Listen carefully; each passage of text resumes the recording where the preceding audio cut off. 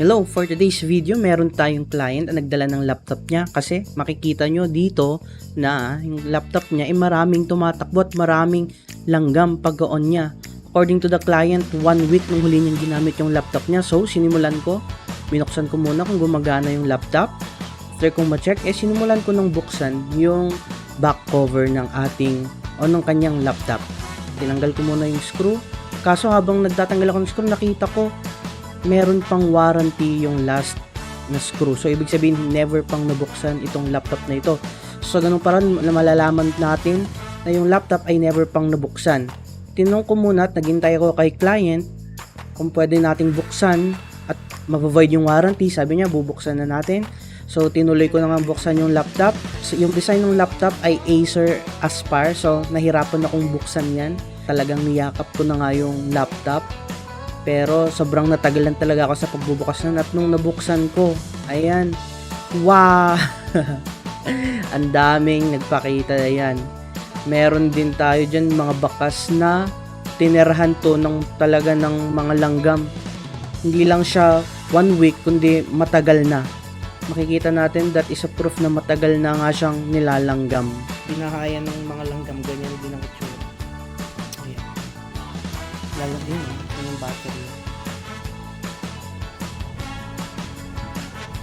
Ayan, makikita rin natin dyan sa cover niya, talagang tumigas na yung mga, ano bang tawag dito? Hindi ko alam kung, basta based din sa mga napapansin ko, iniiwan to ng mga langgam dun sa mga pinagtitirhan nila.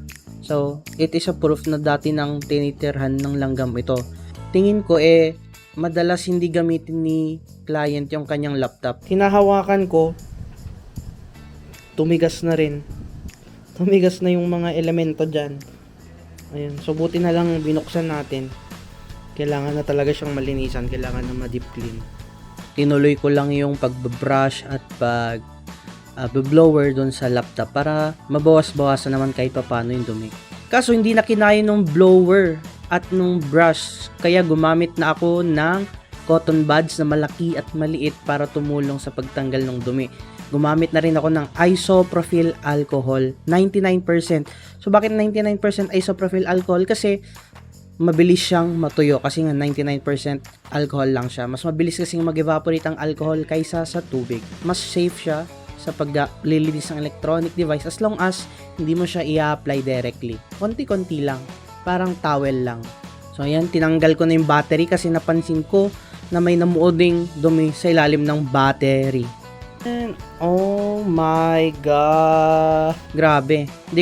Akala ko hindi may ipon sa ilalim dahil malit lang naman yung space. Kaso, naipon pala yung dumi sa ilalim ng battery. So, kasya pala yung langgam doon. So, ayan, lilinisan ko lang itong battery. Diniretso ko na sa bintana kasi sobrang dumi talaga. Tapos ito, isusunod ko na rin yung kanyang cover. Dahil, ayan, sobrang tigas ng mga nasa cover. Nagmantsa na rin actually. So, hindi ko na matanggal yung mancha, pero natanggal ko lahat. So, ibabrush ko lang siya muna. After ko siyang i-brush, papahiran ko rin siya ng alcohol mamaya. 99% isopropyl. Dito naman makikita natin, ayan, meron na lang din ako mga finishing touches o yung mga maliliit na dumi na hindi na talaga din makita gaano. Pero talagang lilinisan natin yan ng dry, wet, dry method. Dry muna, then wet with the alcohol, tapos dry ulit. Tapos, syempre, kailangan din natin punasan yung battery. Sa labas lang naman yan. Kasi sobrang dumi niya talaga. Kumapit dyan, nagbahay yung mga langgam. So, ayan. After ng linis, makikita natin, wow, parang bago yan. Pero ito, malinis na rin yan. Kaso, nagmancha na. Hindi na matanggal yung mancha. Pero malinis na yan. So, balik na natin yung battery. Blow lang ulit ng konti. Then, lagay natin yung cover.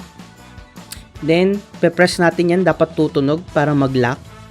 And then, lalagay lang ulit natin yung mga screwdriver. Pagkatapos, check natin kung magsisindi. Dahil kung di yan nagsindi, lagot tayo kay client. And of course, okay na. Linisan natin. Hindi lang dapat yung loob, kundi pati ang panlamas na anyo. Ayan. Linisan natin. Linisan din natin yung keyboard. And of course, linisan yung labas. So, sa lahat ng mga gusto magpaayos at magpalinis ng kanyang laptop, just visit Team A Tech. Message our page. Wow!